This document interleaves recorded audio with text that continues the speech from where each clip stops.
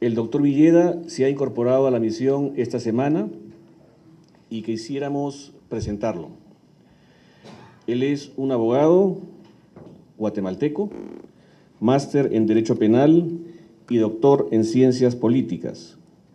Tiene una experiencia de 27 años en la judicatura guatemalteca. Se ha desempeñado como juez de paz penal, juez de garantías y sentencia penal, juez de extinción de dominio y magistrado de la Sala de Apelaciones de la jurisdicción de mayor riesgo en Guatemala, que como ustedes saben es una jurisdicción que atiende los casos más delicados, más graves en ese país. Estuvo a cargo de la implementación y supervisión de del sistema de escuchas telefónicas del Ministerio Público de Guatemala. También ayudó a Honduras en su momento a implementar el sistema en el país.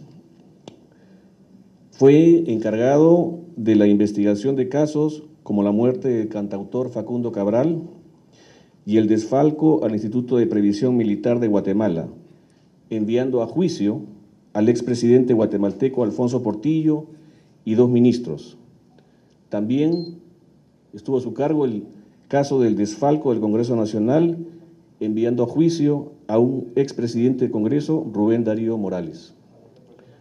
Como juez de extinción de dominio, el doctor Villeda Sandoval extinguió los bienes del expresidente Otto Pérez Molina, recientemente, como ustedes conocen, y también extinguió los bienes de la ex vicepresidenta Roxana Valdetti.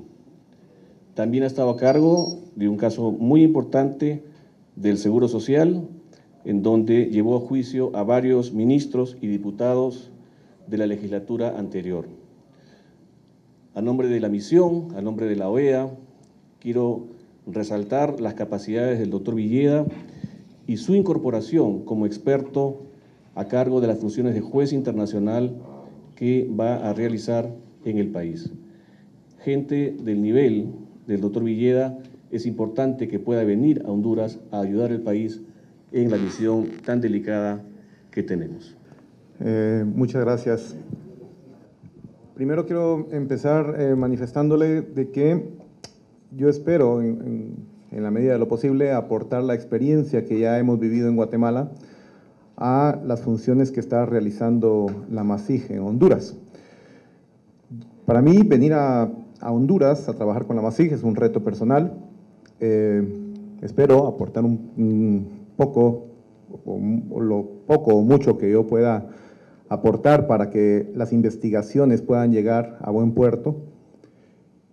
Me parece a mí que la MASIG en sí misma es una institución que ha trabajado bastante bien. Yo puedo entender, por ejemplo, la ansiedad que existe en la sociedad para que se den resultados de manera más inmediata.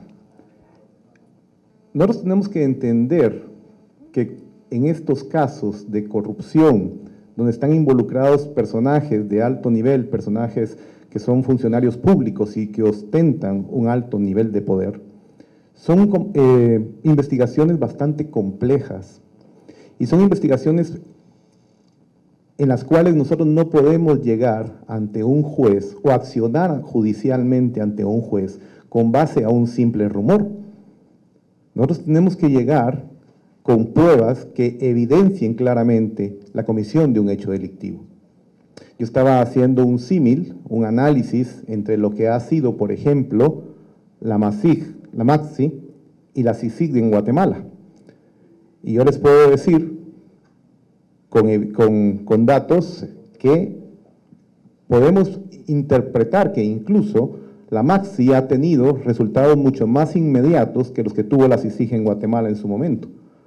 Ustedes acuérdense que la CICIG está en Guatemala instalada desde el año 2007. La CICIG está involucrada directamente dentro de los procesos penales como querellante adhesivo y tiene un mandato mucho más amplio, porque la CICIG en Guatemala no solo se dedica a investigar casos de corrupción, también tiene un mandato para investigar casos de crimen organizado, casos de narcotráfico, siempre y cuando estén vinculados con instituciones del gobierno. Tiene un mandato mucho más amplio para investigar una cantidad de delitos que van más allá de los que investiga la MASIG en Honduras. Y aún así, con ese mandato más amplio, la CICIG todavía tiene mucho más personal. La MASIG tiene casi la tercera parte del personal que tiene la CICIG. Dicho esto, si ustedes lo analizan, la CICIG vino a tener en Guatemala resultados concretos a partir del año 2015, habiéndose instalado en el año 2007. Estamos hablando de que pasaron casi 8 años para que la CICIG empezara a tener casos concretos, empezara a judicializar casos y empezara a incoar casos contra personajes que ostentaban un poder real en Guatemala y que nunca habían sido tocados y que definitivamente siempre habían estado cubiertos por un manto de impunidad.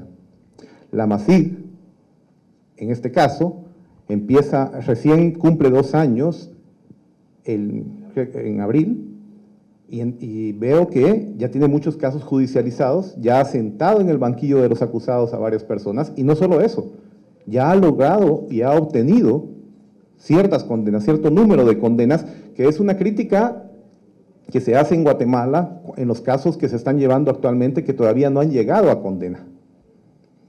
Entonces, si ustedes analizan ese contexto, esa situación que se da entre las dos instituciones, podríamos decir, sin lugar a dudas, que la MAXI ha empezado a tener resultados mucho antes de los que empezó a tener la CICIG en su momento. Ahora, claro, como les repito, yo entiendo la ansiedad de la gente y entiendo que las personas, la sociedad hondureña requiere resultados más inmediatos, pero también la sociedad tiene que comprender que los tiempos de la sociedad no siempre son los tiempos de la justicia.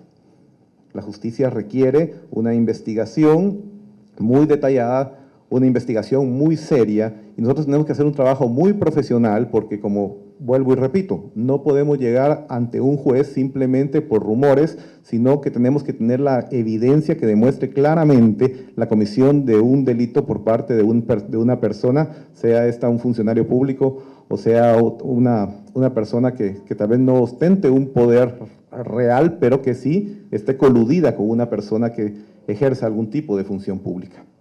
A partir de ahí, mi función en lo particular, básicamente, viene a ser tratar de apuntalar la eficacia del sistema de justicia hondureño, que entiendo que el juez Daniel Urrutia ya ha hecho un trabajo enorme para que se vayan mejorando temas como, por ejemplo, la utilización del expediente judicial, el mejoramiento de los plazos para la tramitación de los procesos y que esto de alguna manera disminuya la mora judicial, pero aún nos falta todavía hacer muchas más capacitaciones para tener una mejor interpretación, por ejemplo, de las normas penales que nos permitan aplicar la justicia de una manera mucho más certera y de una manera mucho más justa.